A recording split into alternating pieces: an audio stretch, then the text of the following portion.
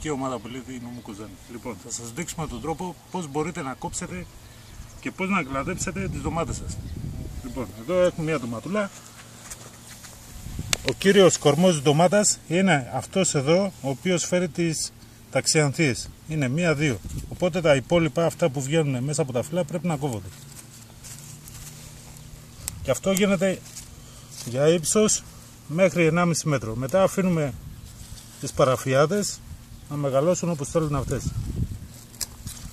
Ωραία.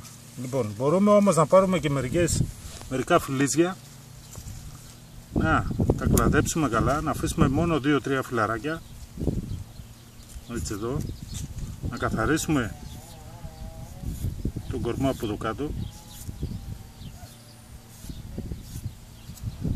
και να το φυτέψουμε πάλι στη γη, εδώ πέρα, το οποίο μετά από 2 εβδομάδες θα ξαναγίνει μια όμορφη ντοματούλα, την οποία μπορούμε να τη μεταφυτεύσουμε σε μια διαφορετική θέση. Αυτά ήτανε, ελπίζω να μάθατε και κάτι σήμερα.